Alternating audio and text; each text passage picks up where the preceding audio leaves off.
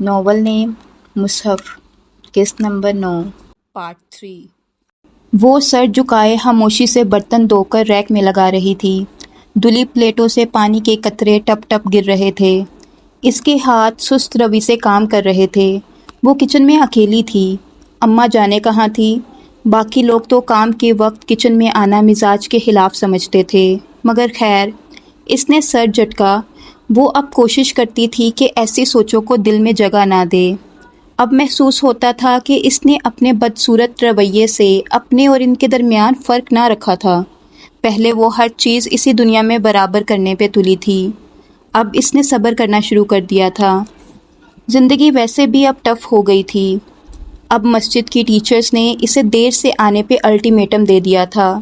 وہ خود بھی اپنی تجوید درست کرنے فجر کے بعد آنا چاہتی تھی کہ تب لڑکیاں اکٹھی بیٹھ کر تجوید کی پریکٹس کرتی تھی۔ صرف یہ مسئلہ تھا کہ فجر کے وقت فریج لاک ہوتا تھا۔ اس کے لاک کہنے پر بھی کسی پہ اثر نہ ہوتا تھا۔ اس کے پاس اپنے ناشتے کے پیسے نہ تھے۔ یا تو وہ ٹرانسپورٹ کا کرایہ ادا کر سکتی تھی یا اپنا ناشتہ لا کر رکھتی۔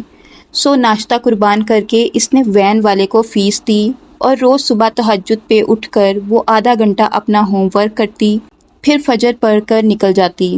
عصر کے قریب اس کی واپسی ہوتی۔ ہمارے بزرگ کہا کرتے تھے، علم فقر و فاقے کے بغیر نہیں آتا۔ ٹھیک ہی کہتے تھے۔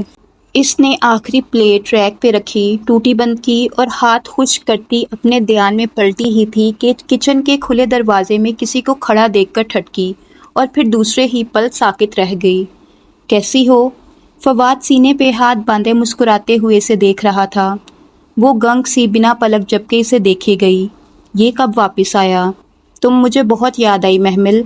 میں ایک بہت بڑی سازش کا نشانہ بنا ہوں۔ اماں، اماں، وہ ایک دم بلند آواز میں پکارنے لگی۔ خون ابلنے لگا تھا۔ اسے محسوس ہوا اس کا جسم کپ کپا رہا تھا۔ کیا ہوا؟ مسرت بوکھلا کر اندر آئیں اور پھر فواد کو دیکھ کر چپ ہی رہ گئیں۔ فواد بیٹا تم؟ چاچی، وہ ان کی طرف بے قراری سے پلٹا۔ میرے ساتھ بہت بڑی سازش ہوئی ہے۔ یہ سب اس ASP کا کیا دھرا ہے۔ میں بھلا محمل کے ساتھ ایسا کر سکتا ہوں؟ محمل تم… وہ اب اس کی جانب مڑا۔ تم جانتی ہو میں بے قصور ہوں۔ ریکارڈنگ جو انہوں نے تمہیں سنوائی وہ ان کے کسی فنکار کی تھی۔ ہم ان پولیس والوں کو پتہ نہیں دیتے، اس لیے انہوں نے ایسا کیا۔ تم یاد کرو، تم نے خود کہا تھا کہ تم سائن کروانے چلی جاتی ہو۔ میں نے اگر سودا کیا ہوتا تو میں تمہیں مجبور کرتا۔ وہ ایک دم چونکی۔ وہ ٹھیک کہہ رہا تھا، مگر آپ نے مجھ پہ الزام لگایا کہ آپ نے مجھے رنگے ہاتھوں… اس سے آگے بولا نہیں گیا۔ وہ مجھے ASP نے رات کو کہا تھا کہ میں تمہارے اور اس کے درمیان آنے کی کوشش نہ کروں۔ بھلا بتاؤ میں ایسا کر سکتا ہوں؟ پھر مجھے یقین آ ہی گیا کہ تم جیسی با کردار اور پارسا لڑکی ایسا نہیں کر سکتی۔ میں پورے گھر کے سامنے تمہارے کردار کی قسم کھانے کو تیار ہوں۔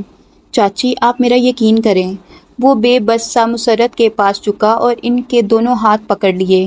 یقین کریں میں نے کچھ نہیں کیا، لیکن اگر آپ سمجھتی ہیں کہ محمل میری وجہ سے بدنام ہوئی ہے تو میں محمل سے شادی کرنے پہ تیار ہوں۔ آپ جب کہیں آغا جان دھوم دھام سے محمل کو اپنی بہو بنائیں گے۔ آپ ہاں تو کریں۔ ایک دفعہ محمل سے میری شادی ہو جائے، پھر ہوگی کسی کو پورے خاندان میں ہمت کہ وہ محمل پہ انگلی اٹھائے؟ ہم ہر وہ انگلی کاٹ دیں گے، اللہ گواہ ہے چچی، ہم ایسا کریں گے۔ فواد تم سچ کہہ رہے ہو؟ پھٹتے جذبات سے مسرت کی آنکھوں سے آنسو ابل پڑے۔ وہ جو ساکت سی سلیب کا سہارا لیے کھڑی تھی ایک دم بھاگتی ہوئی کمرے کی طرف نکل گئی۔ اس نے رات کا کھانا نہیں کھایا، بس سر منہ لپیٹے پڑی رہی۔ باہر سے چہل پہل کی آوازیں آ رہی تھیں، ہنسی مذاق، باتیں، شور، کہے دعوت کی طرح کا سما تھا۔ اشتہار انگیز کھانوں کی مہک اس کے کمرے تک آ رہی تھی، مگر اس کا کسی چیز کے لیے دل نہ چاہ رہا تھا۔ وہ چت لیٹی دیر تک چھت پہ گھومتے پنکھے کو دیکھتی رہی تھی۔ تینوں پر گول گول گھوم رہے تھے، بار بار ایک ہی مدار کے گرد چکر کاٹتے، آخر میں وہی پہنچ جاتے جہاں سے چلے تھے۔ وہ بھی وہیں پہنچ گئی تھی۔ صبح پریئر ہال کی کشادہ سفید سیڑھیاں وہ ننگے پاؤں سست روی سے اتر رہی تھی۔ سفید شلوار قمیض کے اوپر پنک سکارف نفاست سے اوڑھے، ایک ہاتھ ریلنگ پہ رکھے وہ جیسے پانی پہ چلتی غائب دماغی سے نیچے آئی تھی۔ پریئر ہال کے گلاس ڈورز بند تھے، شیشوں کے پار تازہ صبح اتر رہی تھی۔ اس کو آج کچھ بھی اچھا نہیں لگ رہا تھا۔ وہ چپ چاپ اپنی جگہ پہ آئی، بیگ ڈیسک پہ رکھا اور گرنے کے انداز میں بیٹھی۔ اگر کالج ہوتا تو یقیناً وہ آج نہ آتی۔ اتنی ڈپریسڈ ہو گئی تھی کہ وہ پڑھ نہ سکتی تھی، مگر وہ کالج نہ تھا، نہ ہی وہ پڑھنے آئی تھی، وہ تو سننے آئی تھی۔ بعض چیزیں اتنی حیرت انگیز ہوتی ہیں کہ انسان ان پہ حیران ہونا ترک کر دیتا ہے۔ وہ موجزانہ کتاب بھی ایسی ہی تھی، عاجز کر دینے والی، مبہوت کر دینے والی۔ وہ جو سوچتی تھی اس کتاب میں لکھا آ جاتا تھا۔ اب محمل نے حیران ہونا ترک کر دیا تھا۔ اسے لگا وہ اب کبھی حیران نہ ہو سکے گی، مگر آج کی آیات پہ پھر وہ چونکی تھی۔ اور لوگوں میں سے کوئی ہے، اچھی لگتی ہے تمہیں ان کی بات دنیا کی زندگی کے متعلق؟ اس نے سر گھٹنوں پہ رکھ دیا اور بازو گھٹنوں کے گرد لپیٹ لیے، اور وہ اپنی بات پہ اللہ کو گواہ بنا لاتا ہے، جبکہ حقیقت میں وہ سخت جھگڑالو ہے۔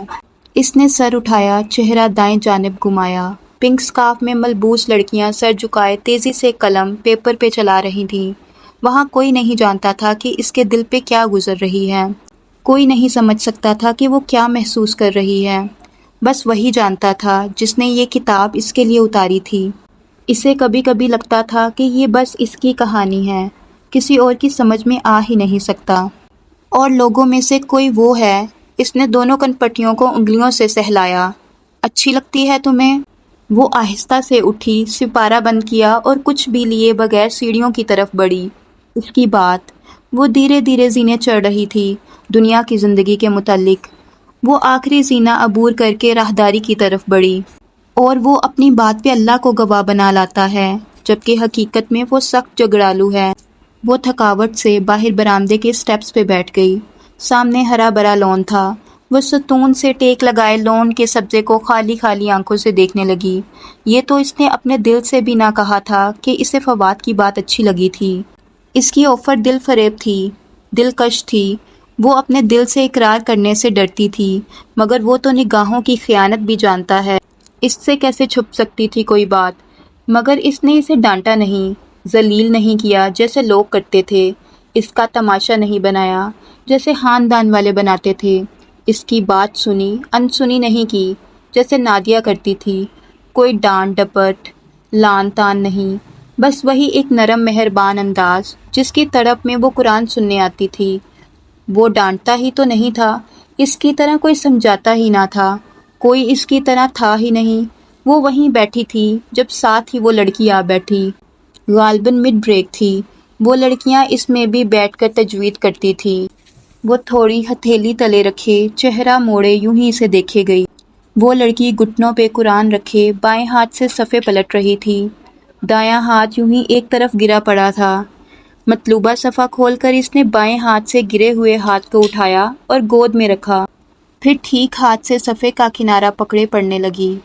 ان المسلمین والمسلمات۔ وہ رک رک کر اٹک اٹک کر پڑھتی، بار بار آواز ٹوٹ جاتی۔ وہ پھر سے شروع کرتی، مگر ہکلاہٹ زدہ زبان پھر ساتھ چھوڑنے لگتی، مہارت صحیح نہ نکل پاتے۔ وہ بادقت تمام ایک لفظ بولتی تو ساتھ گاں گاں کی آواز بھی آتی۔ یکدم محمل کو احساس ہوا وہ رونے لگی تھی۔ اس کا مفلوج دایاں ہاتھ بار بار نیچے گر جاتا۔ وہ بائیں ہاتھ سے اسے اٹھاتی، پھر سے تجوید سے پڑھنے کی کوشش کرتی۔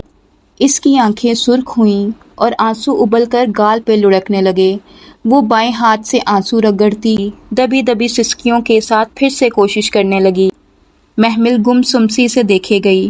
وہ اپاہج لڑکی اپنے اللہ سے بات کر رہی تھی۔ وہ اس کا بہت ہمدرد تھا۔ اسے محمل کی ہمدردی کی اس وقت ضرورت نہ تھی۔ لمحے بھر کو بھی اسے اس پہ ترس نہ آیا تھا، بلکہ رشک ہوا تھا۔ کوئی ایسے بھی تڑپ کر قرآن پڑھتا ہے جیسے وہ پڑھ رہی تھی؟ اور ایک ہم ہے، برسوں اس مصحف کو لپیٹ کر سب سے اونچے شیلف میں سجائے رکھتے ہیں، اور بس سجائے ہی رکھتے ہیں۔ وہ اسی طرح ہتھیلی تھوڑی تلے جمائے، گردن پوری اس کی طرف موڑے، پلک جھپکے بنا اسے دیکھے جا رہی تھی۔ وہ پھر سے ہکلاتی زبان سے پڑھنے لگی، مگر ٹھیک پڑھا نہ جا رہا تھا۔ آنسو ٹپ ٹپ اس کی آنکھوں سے گر رہے تھے۔ دبی دبی سسکیوں کے درمیان وہ مسلسل استغفر اللہ کہتی جا رہی تھی۔ عام سی شکل کی اپاہج لڑکی۔ اسے بے اختیار وہ سیاہ فام لنگڑی لڑکی یاد آئی تھی۔ وہ کتنوں کو سہارا دیے ہوئے تھا، اور وہ کتنے بد نصیب ہوتے ہیں جو تلاوت کی آواز سن کر کان بند کر لیتے ہیں۔ کبھی میں بھی ان بد نصیبوں میں تھی۔ وہ آہستہ سے اٹھی اور سر جھکائے چل دی۔ برآمدے کی سیڑھیوں پہ بیٹھی اپاہج لڑکی اسی طرح رو رہی تھی۔ وہ گیٹ بند کر کے اندر داخل ہوئی تو لان میں کرسیاں ڈالے تقریباً تمام کزنز بیٹھے تھے۔ فواد بھی ان کے ساتھ ہی تھا۔ وہ کسی بات پہ ہنس رہا تھا۔ شرٹ کا اوپری بٹن کھولے، قیمتی رسٹ واچ پہنے، اس کے پرفیوم کی مہک یہاں تک آ رہی تھی۔ وہ کرسیوں کا دائرہ بنا کر بیٹھے تھے۔ یہ ندا تھی جو اس کی بات دلچسپی سے سن رہی تھی، جبکہ آرزو بھی اس دائرے میں لا تعلق سی بیٹھی تھی، اور فائقہ بھی، رضیہ پھپھو کی فائقہ، وہ بھی جیسے فواد سے احتراز برت رہی تھی۔ جیل جانے کے بعد بلے تائی مہتاب جتنی تعویلیں پیش کرتی، فواد کی اہمیت اب وہ نہ رہی تھی۔ وہ کتابیں سینے سے لگائے سر جھکائے تیز تیز چلنے لگی۔ محمل، وہ برآمدے کے سٹیپ پہ تھی جب فواد نے بے اختیار پکارا۔ اس نے ایک پاؤں سیڑھی پہ رکھے گردن موڑی۔ وہ مسکرا کر اسے دیکھ رہا تھا۔ آؤ بیٹھو، مجھے کام ہے۔ روکھے تاثرات دے کر وہ برآمدے کا دروازہ پار کر گئی۔ لان میں بہت سی معنی خیز نگاہوں کا تبادلہ ہوا تھا۔ اس کی ہمت کیسے ہوئی کہ یوں مجھے سب کے سامنے بلائے؟ مائی فٹ۔ وہ پیر پٹکتی اندر آئی تھی۔ لاؤنج میں حسن نظر آیا تو ایک دم ٹھٹک کر رکی، پھر سر جھٹک کر اپنے کمرے کی طرف جانے لگی۔ محمل، اس کے قدم رک گئے مگر پلٹی نہیں۔ تمہیں فواد کی ہر بات پہ یقین ہے؟ مجھے آپ پہ بھی یقین نہیں ہے۔ اس کا گلا رند گیا تھا۔ تیزی سے کہہ کر اس نے دروازہ کھولا اور پھر درام سے اپنے پیچھے بند کیا۔ حسن نے تاسف اور بے بسی سے چند لمحے ادھر دیکھا، پھر سست روی سے اوپر سیڑھیاں چڑھنے لگا۔